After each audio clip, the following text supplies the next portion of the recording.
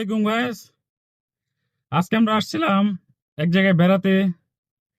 তো এখানে এসে শুনি যে এখানে নাকি একটি বিশাল বড় লেবু বাগান আছে।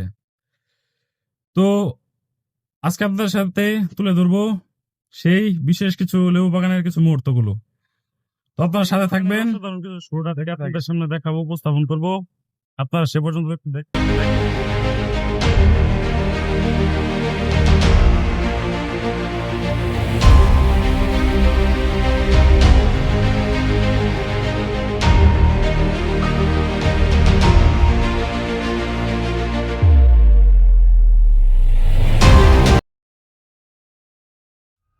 প্রকৃতির কাছাকাছি লেবু বাগানের শান্ত পরিবেশে প্রবেশ করলে একদিকে যেমন সবুজের সমারোহ দেখা যায়, তেমনি লেবুর সুমিষ্ট গন্ধ মনকে ভরিয়ে তোলে।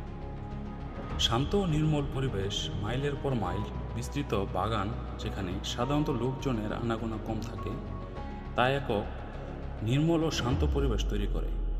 এ ধরনের ভ্রমণ মানসিক প্রশান্তি এনে দেয়। লেবু গাছের সারি সারি পাতা ও ফলের গুচ্ছের মধ্যে হাঁটা এবং চারপাশে সুন্দর দৃশ্য উপভোগ করা এক অসাধারণ অভিজ্ঞতা হতে পারে।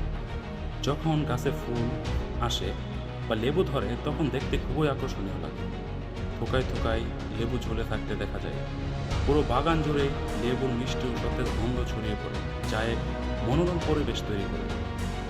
অনেক অঞ্চলে লেবু চাষ অর্থনৈতিকভাবে খুবই গুরুত্বপূর্ণ, যা স্থানীয় অর্থনীতিকে আরও শক্তিশালী করে।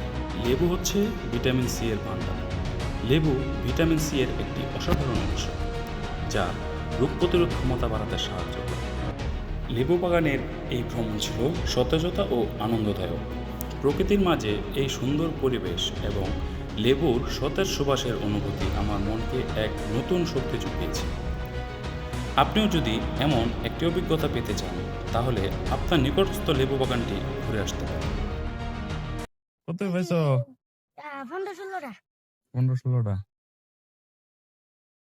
লেবুকে পাকা। না, হালকা পাকা। আজকের মতো রইল এ পর্যন্তই। সকলে ভালো থাকবেন, সুস্থ থাকবেন। দেখা হবে পরবর্তী অন্য একটি ভিডিওতে। ধন্যবাদ।